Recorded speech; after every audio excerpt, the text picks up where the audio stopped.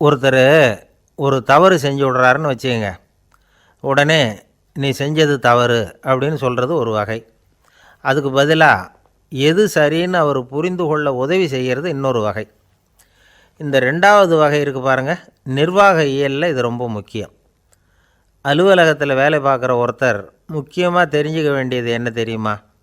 சக ஊழியர்கள்கிட்ட எப்படி பழகணும், மேலதிகாரிகள்கிட்ட எப்படி பழகணும், தனக்கு கீழே வேலை செய்கிறவங்கக்கிட்ட எப்படி பழகணும், வாடிக்கையாளர்கள்கிட்ட எப்படி பழகணும், இவங்க எல்லார்கிட்டையும் செம்மையான உறவை ஏற்படுத்திக்கிறது எப்படி, இதையெல்லாம் சொல்லிக் கொடுக்குற பாடம்தான் இன்டர் பர்சனல் ஸ்கில், திறமையான உறவு அப்படிங்கிறது. எந்த வேலையில் இருந்தாலும் சரி, இந்த உறவுகளை வளர்க்கும் திறன் உள்ளவங்க சீக்கிரம் முன்னுக்கு வந்துடுறாங்க. மற்றவங்கக்கிட்ட உறவை பலப்படுத்திக்கிறது எப்படி அப்படின்னு தெரிஞ்சுக்கிட்டோம்னா எந்த ஒரு தடையையும் சுலபமாக தாண்டி செய்கிற தொழிலில் முன்னுக்கு வந்துடலாம். ஹார்வர்டு பல்கலைக்கழகத்தில் ஒரு கணக்கெடுப்பு பண்ணி பார்த்தாங்களாம். பார்க்குற வேலையில் எது மாதிரி குணாதிசயம் உள்ளவங்க வேகமாக முன்னுக்கு வர்றாங்க அப்படின்னு தெரிஞ்சுக்கிறதுக்காக இந்த கணக்கெடுப்பு. வெவ்வேறு துறையில் வேகமாக முன்னுக்கு வந்திருக்கிற பல பேரை சந்தித்து இந்த சர்வேயை நடத்தியிருக்கிறாங்க. அவங்க கண்டுபிடிச்சி சொல்லியிருக்கிற உண்மை என்ன தெரியுமா? ஒருத்தர் ஒரு வேலையில் இருந்தால் அது சம்பந்தப்பட்ட சப்ஜெக்ட் பற்றிய அறிவு 35% இருந்தால் போதுமா. ஆனால் உறவுகளை வளர்க்கக்கூடிய திறன், இன்டர் பர்சனல் ஸ்கில்லு 65% வேணும். இப்படி உள்ளவங்க சீக்கிரம் முன்னுக்கு வந்துடுறாங்களாம். அதனால் ஒருத்தருக்கு வேலை சரியாக புரியலைன்னா கூட விவரமாக மற்றவங்கக்கிட்ட பழகிறது எப்படின்னு புரிஞ்சால் போதும், அவர் முன்னுக்கு வந்துடலாம். அலுவலகங்களில் மட்டும் இல்லை, எல்லா இடங்கள்லேயும் இது ரொம்ப முக்கியம். வீட்டுக்குள்ளேயும் இது ரொம்ப முக்கியம், வீட்டுக்கு வெளியேயும் இது முக்கியம். அடுத்தவங்கக்கிட்ட பழகிறது எப்படிங்கிறத தெரிஞ்சிக்காதவன் வாழ்க்கையில் முன்னேற முடியாது. இன்றைக்கி ஆயுதங்களால் காயப்படுத்தி கொள்ளுகிறவர்களை விட வார்த்தைகளால் காயப்படுத்தி கொள்ளுகிறவர்கள் தான் அதிகம். பெரியவங்க என்ன சொல்கிறாங்க தெரியுமா? நீங்கள் இந்த பூமியில் பிறந்ததன் அர்த்தம் பூர்த்தி ஆகணும்னா அடுத்தவங்களுக்கு உதவி பண்ணுங்க. அடுத்தவங்களுக்கு உதவி செய்ய முடியாவிட்டால் கூட பரவாயில்லை, ஆனால் யாரையும் புண்படுத்தி விடாதீங்க அப்படின்னு சொல்கிறாங்க. எனக்கு தெரிஞ்ச ஒருத்தர் ஒரு அலுவலகத்தில் வேலை பார்க்குறார். அவர் சொல்லுவார், எனக்கு இந்த இன்டர் பர்சனல் ஸ்கில் ரொம்ப அதிகம் சார். சக ஊழியர்கள்கிட்ட ரொம்ப சுமூகமாக நடந்துக்குவேன். என் கூட வேலை பார்க்குற ஒருத்தருக்கு ஏதாவது ஒரு கஷ்டம்னா அந்த சமயத்தில் அவர் செய்ய வேண்டிய வேலையை நான் செஞ்சுருவேன் சார் அப்படிம்பார். நான் அவர்கிட்ட சமீபத்தில் அப்படி ஏதாவது செஞ்சுருக்கீங்களா அப்படின்னு கேட்டேன். செஞ்சுருக்கேன் சார். போன வாரம் புதன்கிழமை ஆஃபீஸில் என் பக்கத்து சீட்டுக்காரருக்கு வயிற்று வலி. உடனே நான் மெடிக்கல் லீவ் போட்டுவிட்டு எங்கள் வீட்டுக்கு போயிட்டேன் சார் அப்படின்னார். ஒரு அம்மா தெருவில் உட்காந்து என்னத்தையோ தேடிட்டு இருக்கிறாங்க. அந்த அம்மா ஒரு சூஃபி ஞானி. அவங்க பேர் என்னென்னா ரபியா அல் அடாவியா. அந்த அம்மாவுக்கு கண் கூட தெளிவாக தெரியாது. அந்த பக்கமாக வந்த சில பேர் இவங்களுக்கு உதவி செய்கிறதுக்காக வந்தாங்க. என்ன தேடிகிட்டு இருக்கிறீங்க அப்படின்னு கேட்டாங்க. இதுக்கு அந்த அம்மா, அந்த கேள்வி அவ்வளோ முக்கியத்துவம் இல்லை, நான் தேடிகிட்டு இருக்கிறேன், உங்களால் முடிஞ்சால் எனக்கு உதவி பண்ணலாம் அப்படின்னாங்களாம். உதவி செய்ய வந்தவங்களுக்கு ஆச்சரியம். எதை தேடுறோங்கிறது தெரியாமல் இப்படி ஏன் நேரத்தை செலவழிக்கிறீங்க, நாங்கள் எப்படி உங்களுக்கு உதவ முடியும், எங்களுக்கு ஒன்றும் புரியலையே அப்படின்ட்டுருக்காங்க. சரி, உங்களை திருப்தி பண்ணுறதுக்காக சொல்கிறேன், ஒரு குண்டூசி தொலைஞ்சி போச்சு, அதை தேடுறேன் அப்படின்னாங்களாம் அந்த அம்மா. அதுக்கப்புறம் இவங்களும் சேர்ந்து தேட ஆரம்பிச்சிட்டாங்க. கொஞ்ச நேரம் ஆச்சு, ஒன்றும் கிடைக்கல. உதவி செய்ய வந்தவங்களும் அழுத்து போட்டாங்க. அப்புறம் கேட்டாங்க, இதை பாருங்கம்மா, இது ரொம்பவும் பெரிய தெரு, அகலமான தெரு, அதனால் குறிப்பாக நீங்கள் எந்த இடத்துல அந்த குண்டூசியை தொலைச்சிங்க அதை சொல்ல முடியுமான்னாங்களாம். இதுக்கு அந்த அம்மா, நீங்கள் மறுபடியும் அர்த்தமில்லாத கேள்வியை கேட்குறீங்க, உங்கள் கேள்விக்கும் நான் தேடுறதுக்கும் என்ன சம்மந்தம்னாங்களாம். இதை கேட்டதும் அவங்க ஒரு மாதிரி ஆகிட்டாங்க. என்னம்மா நீங்கள் பைத்தியம் மாதிரி பேசுகிறீங்க அப்படின்னாங்களாம். சரி, உங்களை மறுபடியும் திருப்திப்படுத்துறதுக்காக சொல்கிறேன், அதை நான் எங்கள் வீட்டில் தொலைச்சுட்டேன் அப்படின்னாங்களாம். அப்புறம் எதுக்காக இங்கே வந்து தேடிட்டுருக்குறீங்க அப்படின்னு கேட்டிருக்காங்க. ஏன்னா இங்கே தான் வெளிச்சம் அதிகமாக இருக்குது, அங்கே வீட்டுக்குள்ளே இருட்டாக இருக்குது, அதனால் இங்கே வந்து தேடுறேன், வெளிச்சம் உள்ள இடத்துல தானே தேட முடியும் அப்படின்னாங்களாம் அந்த ஞானி. இந்த கதைக்கு என்ன அர்த்தங்கிறத பெரியவங்க சொல்கிறாங்க. அதாவது இந்த தேடுதல்ங்கிறது ஒரு வியாதி. அது நம்ம சதா அலைய வைக்கும், பைத்தியமாக மாற்றுறதுக்கு முயற்சி பண்ணோம். ஒரு காலம் அது நிறைவு அடையவே அடையாது. வாழ்வுங்கிறது ஒரு புரிந்து கொள்ள முடியாத சதா இயங்கி கொண்டிருக்கிற ஒரு செயல். அதுக்கு ஆரம்பமும் இல்லை, முடிவும் கிடையாது. எதையோ தேடணும் அப்படிங்கிற உந்துதல் நமக்குள்ளே இருக்கும். ஆனால் குறிப்பாக எதை தேடிட்டு இருக்கிறோம் அப்படிங்கிறது புரியாது. அப்படி ஏதாவது ஒன்றை தேடி அடைஞ்சிட்றோம்னு வச்சுக்கோங்க, உடனே ஒரு அதிருப்தி வந்துடும். அதனால் வாழ்க்கைங்கிறது சலிப்பு நிறைந்தது அப்படிங்கிற எண்ணத்தை உண்டாக்கிக்கிறோம். ஒன்று அடைஞ்சதுக்கு அப்புறம் இன்னொன்று தேட ஆரம்பிச்சிருவோம். ஆக இந்த தேடல்ங்கிறது நாம் ஒன்று அடைஞ்சாலும் அடையாவிட்டாலும் தொடர்ந்து நடந்துக்கிட்டு தான் இருக்கும். இதுக்கு முடிவே கிடையாது.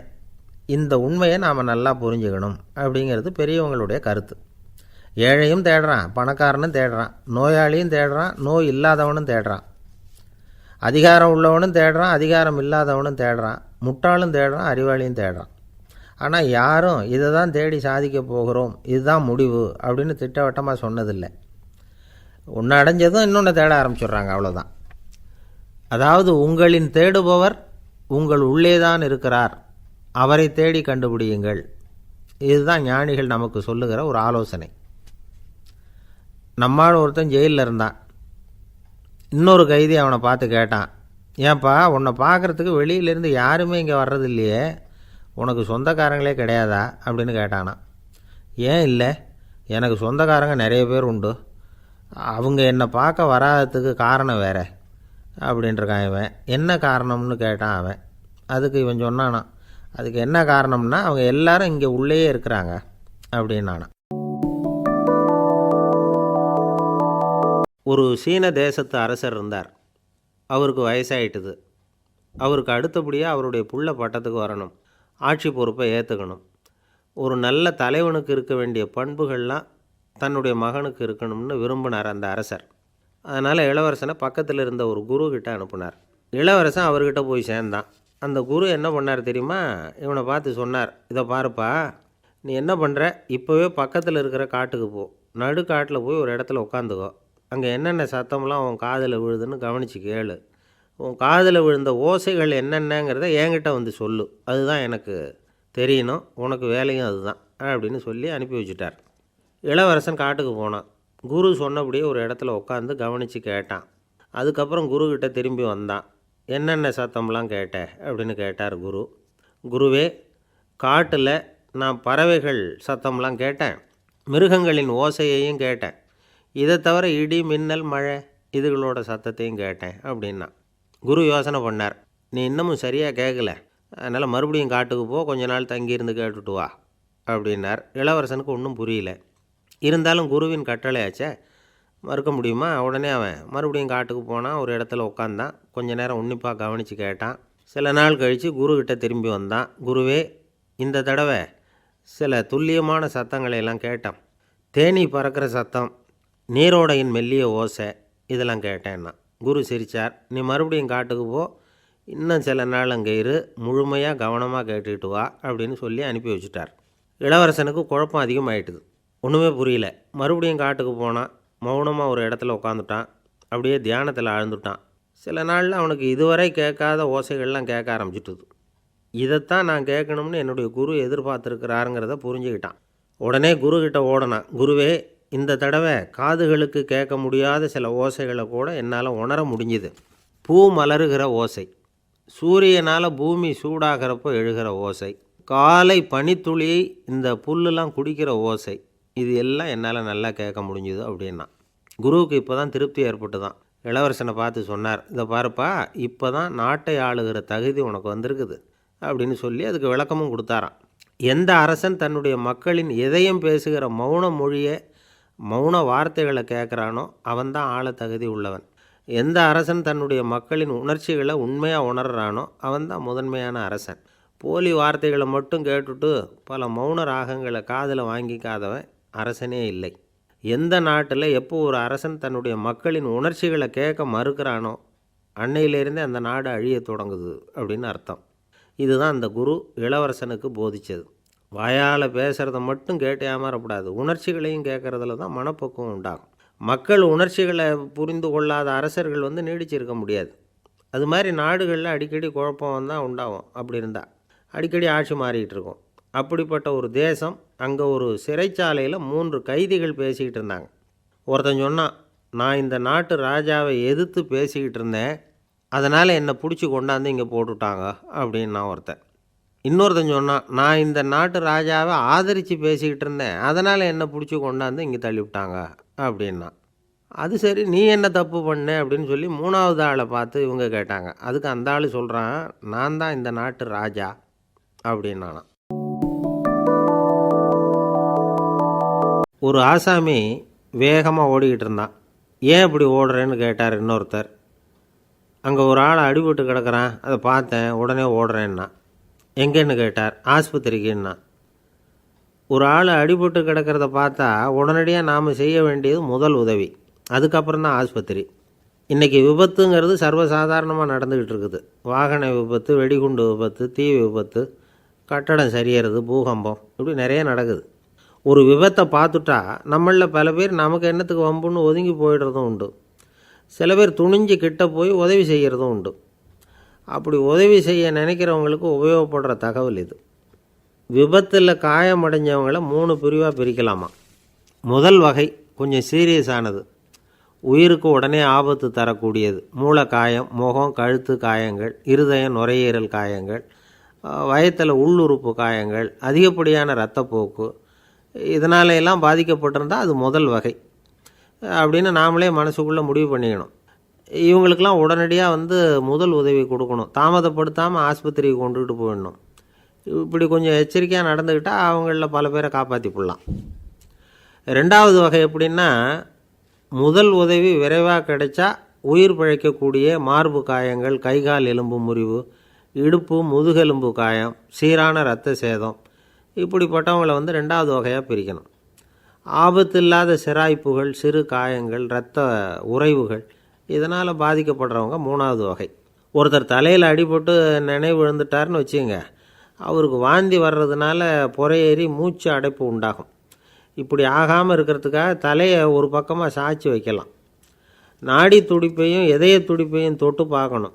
அது குறைஞ்சிருந்தாலும் சரி, நின்று இருந்தாலும் சரி, அவர் மார்பை வந்து நிமிஷத்துக்கு 80 தடவை உள்ளங்கையால் அழுத்தி இதய துடிப்பை வந்து மீட்கிறதுக்கு உதவி பண்ணணும். கழுத்தில் காயம்பட்டாலும் ஆபத்து அதிகம்.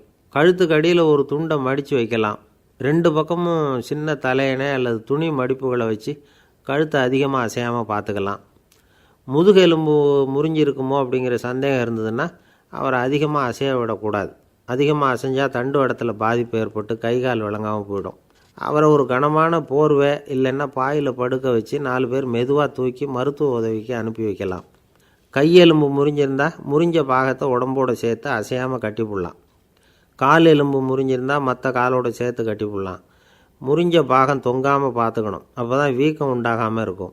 வெட்டு காயம், குண்டடிப்பட்ட காயம், இதிலெல்லாம் இரத்தப்போக்கு அதிகமாக இருக்கும். ரத்தம் வெளியேற ஆபத்து அதிகம். சுத்தமான துணியை பல மடிப்புகளை மடித்து காயத்தின் மேலே வச்சு அழுத்தமாக ஒரு 10 நிமிஷம் பிடிச்சிக்கணும். ரத்தம் நின்ன உடனே காயத்துக்கு கட்டு போடலாம். சில சமயம் காயம்பட்ட பாகத்தை உயரமாக தூக்கி பிடிச்சிக்கிட்டா தான் ரத்த கசிவு நிற்கும். இந்த விவரங்களையெல்லாம் கொஞ்சம் மனசில் வாங்கி வச்சுக்கிட்டோம்னா சமயத்தில் உதவும். ஏன்னா இந்த காலத்தில் விபத்து வந்து எந்த ரூபத்தில் எப்போ வரும்னு யூகிக்கவே முடியல. நண்பர் ஒருத்தர் சொன்னார், நேற்றுக்கு பாருங்கள் சார், என் கண்ணு முன்னாடியே ஒரு சின்ன விபத்து நடந்ததுன்னார். என்னன்னு விசாரித்தோம். ஒரு பஸ்ஸில் வந்துக்கிட்டு இருந்தேன். அந்த பஸ்ஸில் பின்பக்கம் படி ஓரமாக நின்றுக்கிட்டு இருந்த ஒருத்தர் ரோட்டில் விழுந்துட்டார். டிரைவர் அதை கவனிக்கலை, நிறுத்தாமல் அவர் பாட்டுக்கு போகிறாருன்னார். கண்டக்டர் உடனே விசில் கொடுத்து பஸ்ஸை நிறுத்த வேண்டியது தானே அப்படின்னோம். அதுதான் சார் முடியாமல் போச்சுன்னார் அவர். ஏன்னு கேட்டாங்க. தவறி கீழே விழுந்ததே அந்த கண்டக்டர் தான் சார் அப்படிங்கிறார். ஒரு நண்பர், அவர்கிட்ட பேசிக்கிட்டு இருந்தேன். மனித உறவுகள் பற்றி அவர் சொல்லிகிட்டு இருந்தார். அமெரிக்காவில் தந்தை மகன் உறவு எப்படி இருக்குது அப்படிங்கிறத விளக்கிறதுக்கு அவர் ஒரு கதையை சொன்னார். ஒரு அப்பா பகல் பூராவும் அலுவலகத்தில் வேலை, ஓடி ஆடி உழைச்சிக்கிட்டு களைச்சி போய் ராத்திரி 10 மணிக்கு மேலே வீடு திரும்பினான். வீட்டு வாசலில் அவரோட மகன் காத்துக்கிட்டு இருக்கிறான். இன்னமும் தூங்கலை. அப்பாவை வாசல்லையே தடுத்து நிறுத்தி, அப்பா உனக்கு சம்பளம் எவ்வளவு அப்படின்னு கேட்குறான். ஏற்கனவே ஆஃபீஸு பிரச்சனைகளால் அலுத்து போய் திரும்புகிற அப்பாவுக்கு கோவம் வந்துடுது. என்னடா இப்படிலாம் கேளுன்னு உங்கள் அம்மா உனக்கு சொல்லி கொடுத்தாளா அப்படின்னு சொல்லிவிட்டு உள்ளே போய் சட்டையை கட்டி மாட்டிவிட்டு குளிச்சுவிட்டு மறுபடியும் வெளியில் வந்து உடையை மாற்றுகிற சமயம் அப்போ மறுபடியும் மகன் உள்ளே வந்து நிற்கிறான் அவர் முன்னாடியே. அப்பா உனக்கு எவ்வளவு சம்பளங்கிறான் மறுபடியும். அப்பாவுக்கு எரிச்சல் அதிகமாகிட்டுது. மணிக்கு $20 போதுமா அப்படின்னார். அப்படின்னா எனக்கு ஒரு $10 தர முடியுமான்னா மகன். இதுக்கு தான் என் சம்பளம் எவ்வளவுன்னு கேட்டியா? 2ஆம் வகுப்பு படிக்கிற உனக்கு எதுக்குடா $10 அப்படின்னு கத்திவிட்டு தொலைக்காட்சி பெட்டியின் முன்னாடி போய் உட்காந்துக்கிட்டு ஏதோ நிகழ்ச்சியை பார்க்க ஆரம்பிச்சிட்டார். கொஞ்ச நேரம் கழித்து மறுபடியும் மகன் வந்து நிற்கிறான். அப்பா ப்ளீஸ் எனக்கு ஒரு $10 கொடுக்க முடியுமா? மகனுடைய கண்களில் கண்ணீர். என்னடா அவன் கண்ணீரை காட்டி காரியம் சாதிக்கலாம்னு பார்க்குறியா? ஒரு காசு கூட கொடுக்க மாட்டான் போ அப்படின்னு விரட்டி விட்டான். மகன் கண்ணீரை தொடச்சிக்கிட்டே கண்ணை தொடச்சிக்கிட்டு பேசாமல் போய் படுத்துக்கிட்டானான். கொஞ்ச நேரம் ஆச்சு. அப்பாவோட கோபம் கொஞ்சம் கொஞ்சமாக குறைஞ்சிது. பிள்ளைகிட்ட கோபமாக கத்துனது தப்பு தாங்கிறது புரிஞ்சுது அவனுக்கு. எழுந்திரிச்சு போனான், படுக்கை இறக்கி போனான். மகனை பார்த்தான். அவன் தலையணையை கட்டி பிடிச்சிக்கிட்டு அழுதுகிட்டு இருக்கிறான். அவனை மெல்ல நெருங்கி அவங்ககிட்ட எதமாக பேசுகிறதுக்கு ஆரம்பித்தானான். எதுக்குடா உனக்கு $10 பள்ளிக்கூடத்தில் கேட்டாங்களா அப்படின்னு கேட்டானான். மகன் சொல்லியிருக்கான், இல்லை டாடி, உனக்கு 1 மணி நேரம் சம்பளம் $20ன்னு சொன்னேன். நீ ஏற்கனவே எனக்கு கொடுத்த பாக்கெட் மணி $10 என்கிட்ட இருக்குது. இப்போ நீ இன்னொரு $10 கொடுத்தீங்கன்னா அதையும் சேர்த்து $20 ஆகிடும். அந்த $20 நான் உனக்கு கொடுத்துருவேன். அப்படி கொடுத்தா நீ என் கூட 1 மணி நேரம் செலவழிப்ப இல்லையா? அதுக்காக தான் $10 கேட்டேன் அப்படின்னு சொன்னானான். அந்த அப்பா கண்ணு கலங்கி போச்சான். ஆதரவோடு தன்னுடைய மகனை கட்டி பிடிச்சி அழ ஆரம்பிச்சிட்டாராம். இதுதான் நண்பர் சொன்ன கதை. அமெரிக்கா மட்டும் இல்லை, உலகம் பூராவும் இன்றைக்கி மனித உறவுகள் இப்படி தான் மாறிட்டுருக்கு. பெரியவர்கள் அறிவுரை என்ன தெரியுமா? உங்கள் குழந்தைகளிடமிருந்து குழந்தை பருவத்தை பிரித்து விடாதீர்கள் அப்படிங்கிறது தான். அதாவது இன்றைய குழந்தைகள் தங்கள் பிருந்தாவனத்தை இழந்து விடுகிறார்கள் அப்படிங்கிறது அவங்களுடைய கருத்து. இந்த நிலைக்கு நாம் காரணமாக இருந்துடக்கூடாது. குழந்தைகளோட விளையாடுவோம், குடும்பத்தோடு உறவாடுவோம் அப்படிங்கிறது தான் நம்முடைய நோக்கமாக இருக்கணும். இன்றைய உறவு முறைக்கு இன்னொரு உதாரணம் சொல்லுவாங்க. ஒருத்தர் வந்தாராம், அவர் பக்கத்தில் ஒரு சின்ன பையன். நாம் அவரை விசாரிக்கிறோம், யார் இந்த பையன் அப்படின்னா அவர் சொல்கிறார், இவன் எனக்கு தூரத்து உறவு அப்படின்னாராம். இந்த தூரத்து உறவுன்னா எப்படின்னு இருக்கான். இதுக்கு அவன் சொல்லியிருக்கிறான், இவன் எங்கள் அப்பாவுக்கு 8வது புள்ளை அப்படின்னானான்.